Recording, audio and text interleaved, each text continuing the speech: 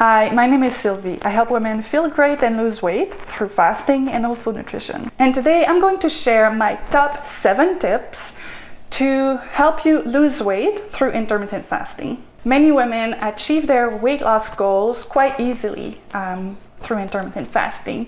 And the benefit of intermittent fasting is that it is possible to achieve your weight loss goal without counting macros or calories and without feeling as deprived, really. That's really the main benefit. It is more sustainable long term than the average weight loss program. But even then, some women do struggle and don't lose weight and get frustrated. So this video hopefully will help you get started on the right foot. My tip number 1 is start with a modified fast.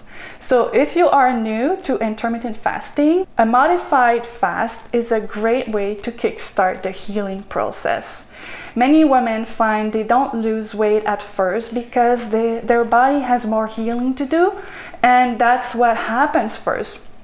But then they give up when they see that the scale is not budging. Please don't. If you're not losing weight at first, it may be that your body is healing. And a modified fast is an excellent way to help your body heal. I don't know if you've heard of Dr. Walter Longo and the fasting mimicking diet. If you haven't, let me just give you a quick overview, because that's what I mean when I talk about a modified fast. Basically, a modified fast is a fast that allows you to eat about 40 to 50% your regular calorie intake. So this severe calorie restriction for a few days, usually 5 days, helps your body repair itself. And Dr. Walter Longo has been researching the topic for many years. He has lots of amazing resources. And he also has a kit that you can purchase. It's called a Prolong kit. It comes with everything you need to do the fasting mimicking diet. However, you don't have to purchase this kit to do a modified fast. You can create your own. And I have lots of resources on my blog to help you do just that. So on my blog, you can find different menu plans to do a 5-day modified fast and also recipes to help you create one. I also have a plan for a 10-day modified fast. And the 10-day modified fast that I talk about on my blog it's kind of similar, but it is longer and allows for a little bit more calories. So a 5-day modified fast is usually around 800 calories. My 10-day modified fast is about 1,000 calories a day.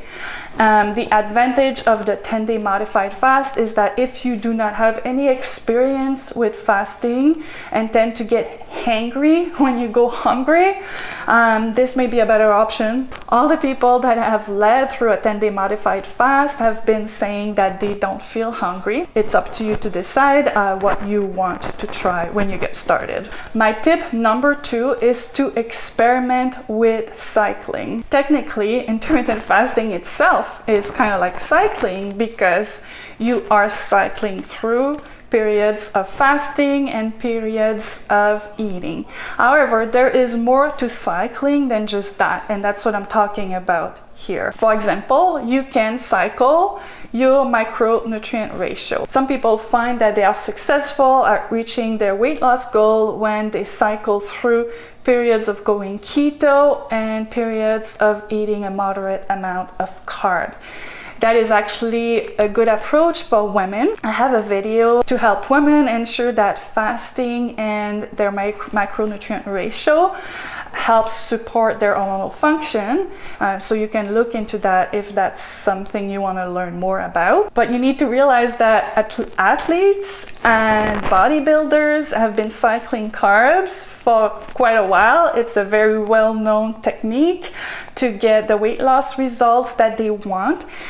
Cycling macronutrients is something that helps your body not get used to whatever approach you are using, and it keeps your body guessing basically, and that's why it may be helpful. Another thing that you can cycle is your intermittent fasting methods. So if you reach a weight loss plateau, it may be helpful to try a different intermittent fasting method. For example, some women have great success using OMAD as a weight loss method. OMAD is 1 meal a day, and it's probably the strictest intermittent fasting method.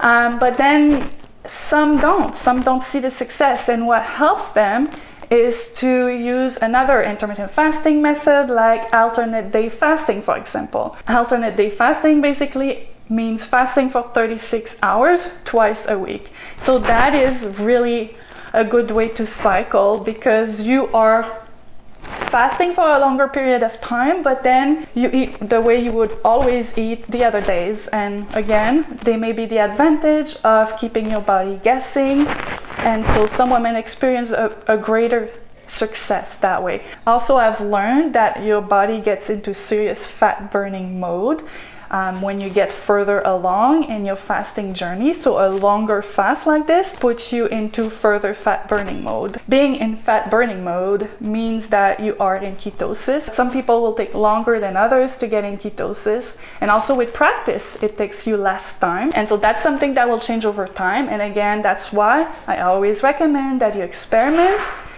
and try different things. My tip number 3 is to find the right fasting window for you. As you experiment with tip number 2 and try alternating between different intermittent fasting methods, you will most likely find one that really gets you the weight loss results that you are looking for. However, what may happen is that you may reach a weight loss plateau, or you may find that at some point your results are slowing down. But don't panic. I'm encouraging you that this is normal. I've experienced it myself.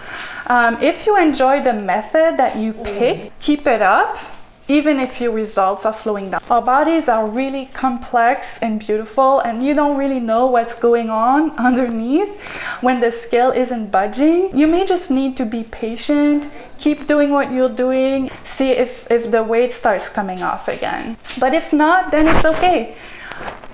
Maybe tighten your eating window and then see what happens, or go back to cycling through your intermittent fasting methods. My tip number 4 is to eat nutrient-dense food.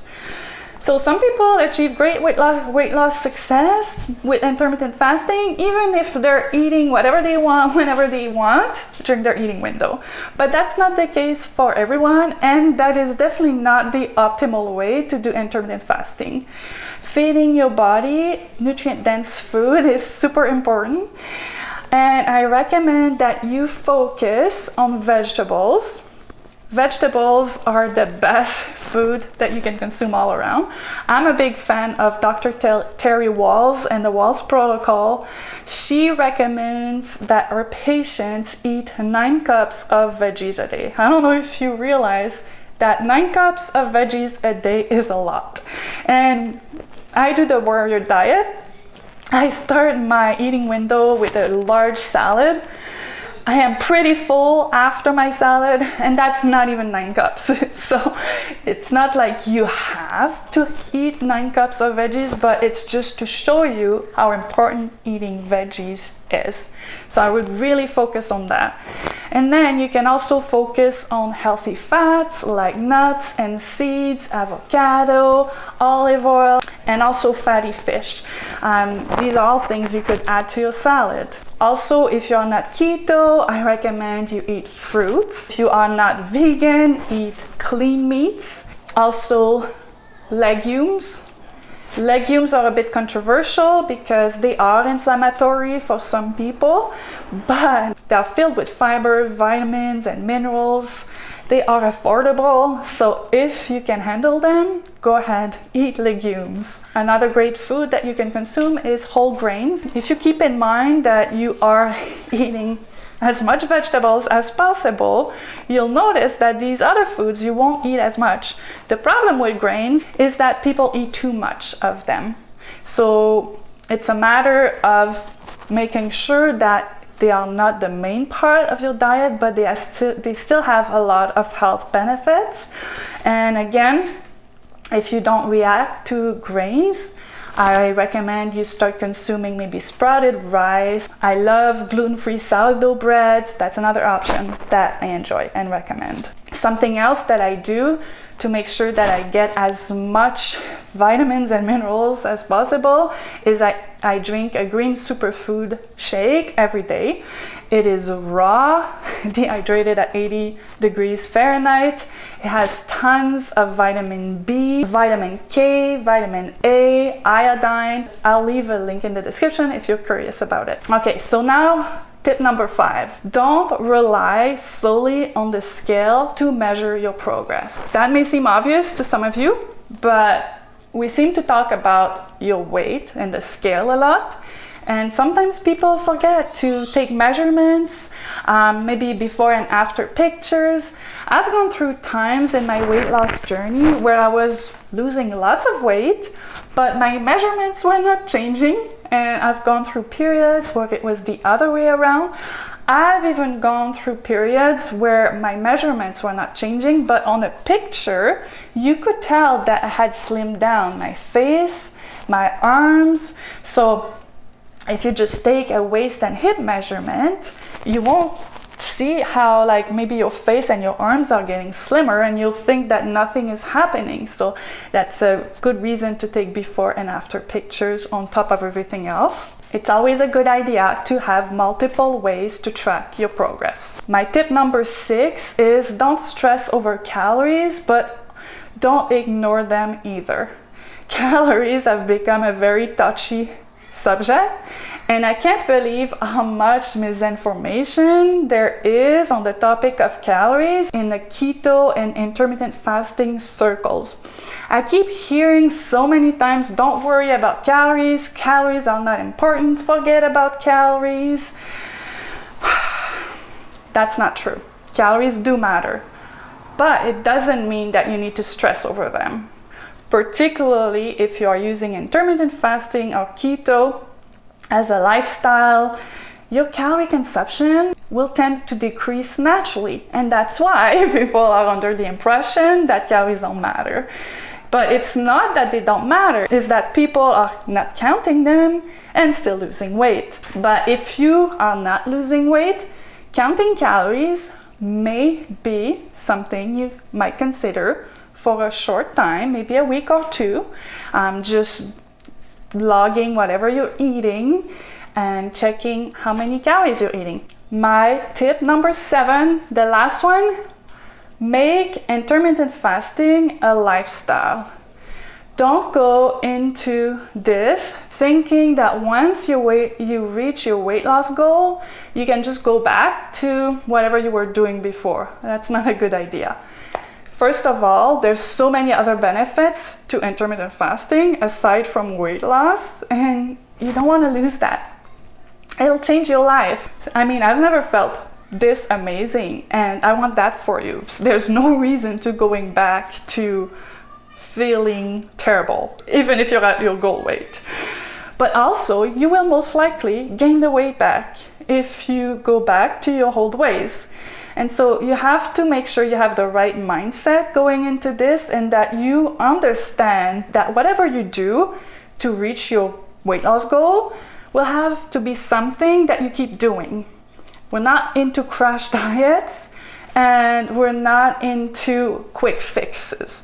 Intermittent fasting is the best way to lose weight without feeling restricted, deprived, and that is why it's so effective. I want you to have the mindset that you are not restricted and deprived, even though you may have to fast longer than you want sometimes. You will get used to it. It's also a matter of practicing, but you will definitely start enjoying it. I think most people do. And if you don't, and if you feel terrible, you hate it after a month or whatever, well, maybe it's not the right time for you. I know that I experimented with intermittent fasting over the years, and I didn't like it at first, and I would give up. And then I went back to it a few months ago after doing a modified fast. That's why I encourage you to do a modified fast at first. I think that's really one thing that made a big difference for me, and that helped me enjoy intermittent fasting more and be able to adapt to it more. But anyway, I found that when I didn't like it, I felt deprived, I hated it, I went to other things and tried other things, and that may be what you need to do. Maybe it's not your time to do intermittent fasting, but give it a month and see if you can envision yourself doing that long term. So that's it for this video about intermittent fasting for beginners for weight loss. I hope you found all the information that I presented to you useful. I hope that you succeed achieving your weight loss results. I am cheering you on, and I'm here to help if you need anything. Thanks for watching.